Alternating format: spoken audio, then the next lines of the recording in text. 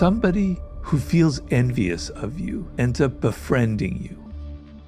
Everybody feels envy. We don't like to admit it. And where it comes from is, it's the chimpanzee in us. You know, oftentimes in life, somebody will do kind of a surprisingly ugly, nasty turn to us. They'll sabotage our work. They'll say something ugly behind our back. They'll literally manipulate us in some way.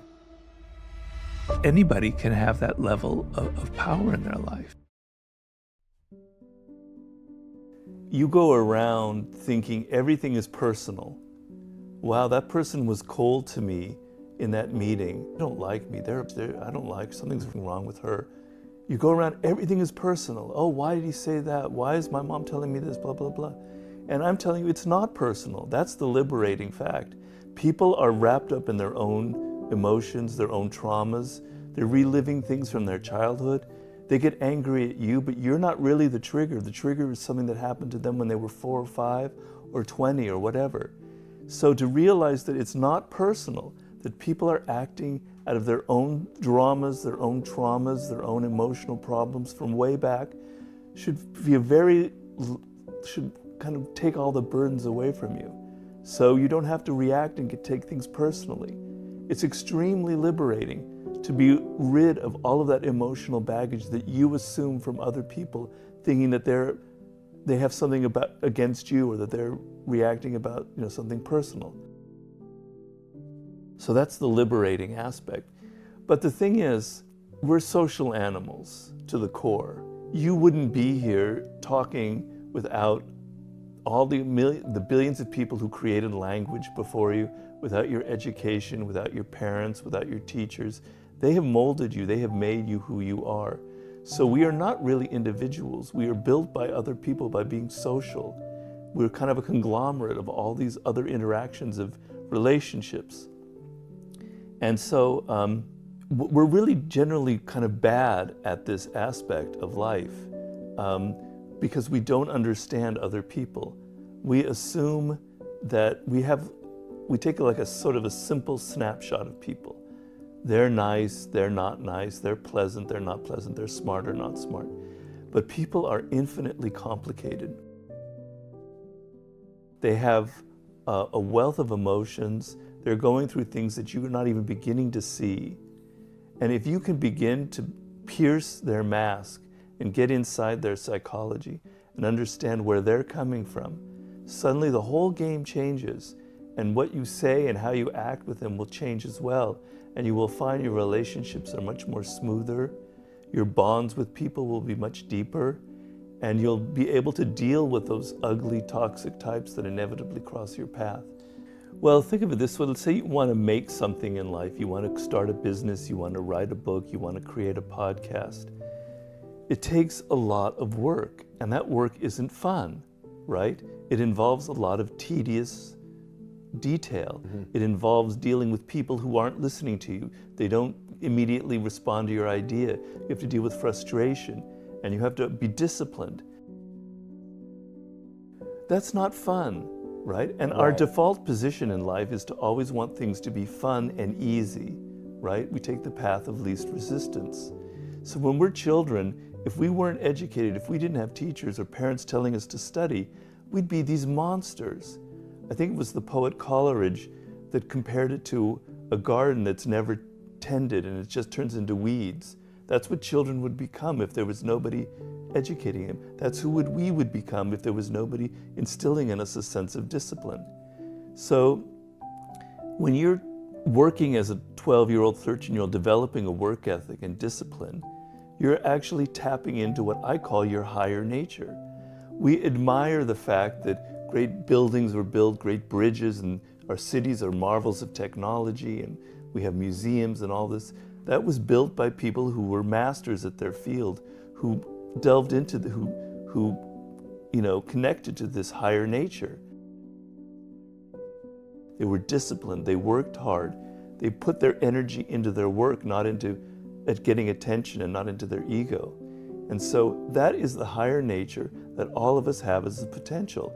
And whenever you stop thinking about yourself and start putting your mind into your work, or put your mind into other people and their problems, you're tapping into that higher nature. I believe we humans naturally feel envy. Everybody feels envy. We don't like to admit it. And where it comes from is, it's the chimpanzee in us. It's been shown that primates are very attuned to other animals in their clan, and they're constantly comparing themselves. Who's the alpha chimp? Who has more than I have?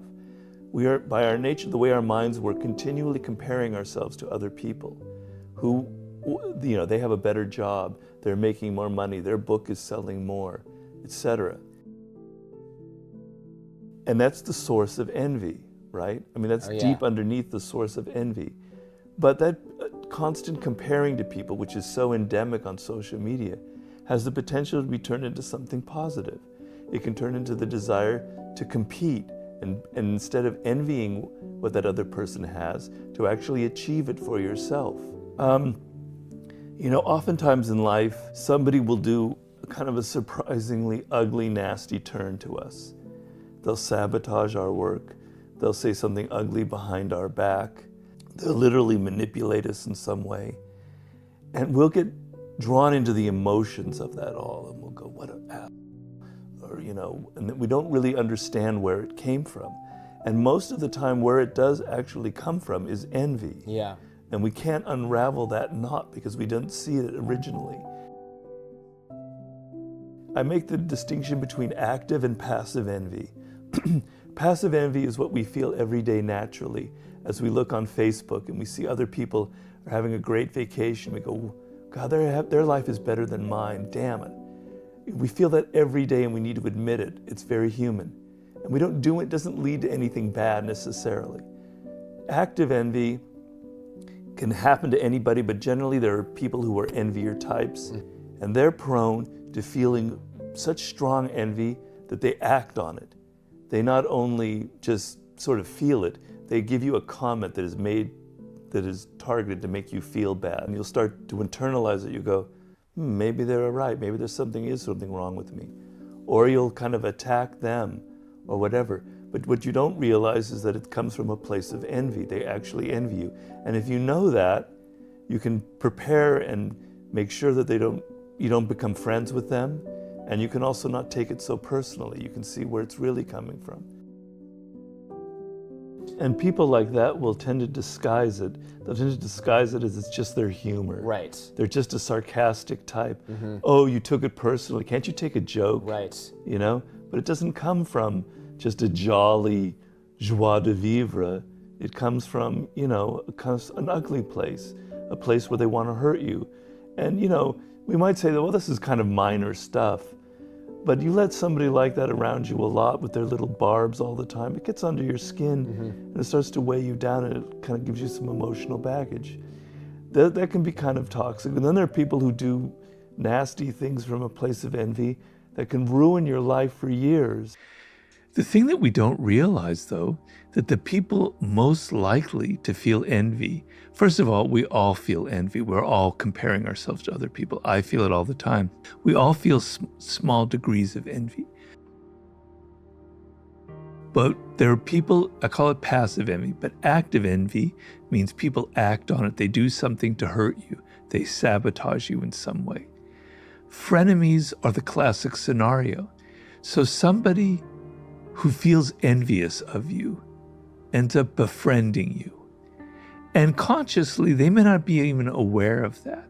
They think, well, I do want to like them, but unconsciously they feel envy. They think that you have success that you don't necessarily deserve, that you have what they want, right?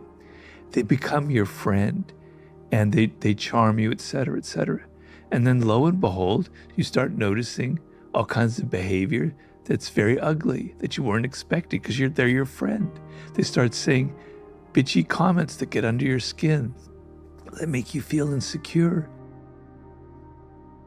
They take things from you. They act in ways that are hurtful, but because they're your friend, your first instinct is to blame yourself.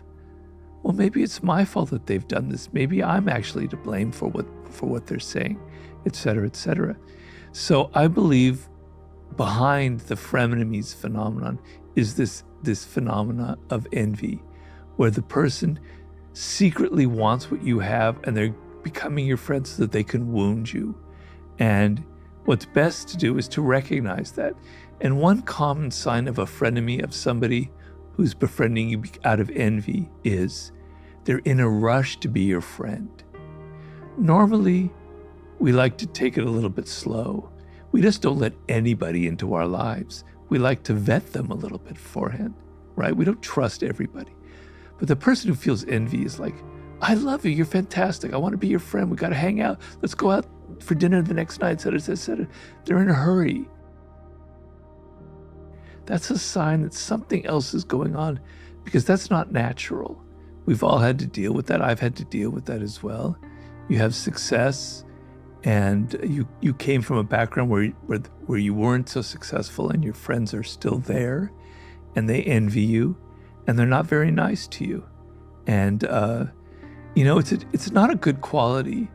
And I understand the quality. I understand where it comes from. And I wrote about it in Human Nature, where we're all aware of the what we call Schadenfreude. Schadenfreude means you take pleasure in other people's pain. So you hear a friend didn't get the job that they wanted to get, and you go, "Oh, I'm sorry," but deep down inside you're kind of happy. We all go through that, right? The opposite is Mitfreude. It's an expression that Nietzsche coined, which means you feel joy for other people. I like to try and cultivate some of the higher qualities in life. So if something good happens to somebody, my first thing is I might feel a twinge of envy, but then I go, it's great for them. I'm actually very happy. I'm excited. I share their joy in what has happened, right? But it's not natural. So when somebody that you know and you've known for a long time has success in life, your first thing is to be, they didn't deserve it. They kind of cheated their way to it. Okay, as we talked about in the very beginning, you confront that ugly emotion yourself and you go, that's not who I want to be. And you go, I'm going to make myself feel the opposite. I'm going to make myself feel happy for their success. So what people will go through in that sense is something in our nature that is hierarchical, that has deep roots in us. But I do believe in one form of equality. And that is everybody at their birth has the possibility for following the path that I talk about in Mastery, for being great, for fulfilling their destiny, for being the unique individual that they are at birth. So everybody is born with a DNA that will never be replicated in the past or in the future, right? There is a uniqueness about every person. And there's a uniqueness about your parents, about your background, about your early years, right? And that uniqueness is a seed that if you cultivate it and you use it and you know your purpose and you mine it for power, I do honestly, and I'm not faking, I do honestly believe that everyone has that potential. But it's not equal in the outcomes of that. There are a lot of people, the majority of people don't follow that path. But I do believe everybody has that potential. You don't have to be famous and successful. There are grades of this, there are degrees of it. Some people, it's just being a great parent. They're very social, they're very empathetic, and they're not maybe going to become an extremely successful finance person, but they're really good at raising their children and they put a lot of effort and care into it. That's fantastic. You don't have to be famous. You don't have to be Steve Jobs. There are levels of it, right? But the sense of this was what I was meant to accomplish, and I'm following it, and I'm happy what I do. I feel fulfilled by my work, and I can go on doing it. I take it seriously. I care about it. I do believe that anybody can have that level of power in their life.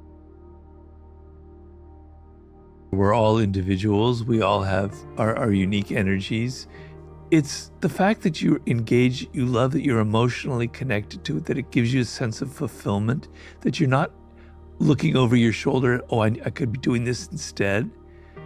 I'm fine with that. It doesn't have to be the Steve Jobs who's continually dissatisfied, who's Faustian, who always has to have more. I'm not against that either. I don't know why we have to be so judgmental. If people are following the path and they are in love with what they do and they have a genuine connection to it, I'm not going to judge it because they're not famous or because they're not trying to be the greatest, the Michael Jordan of tiling or whatever, etc. I think it's fine. Why can't we have, that kind of diversity in our world?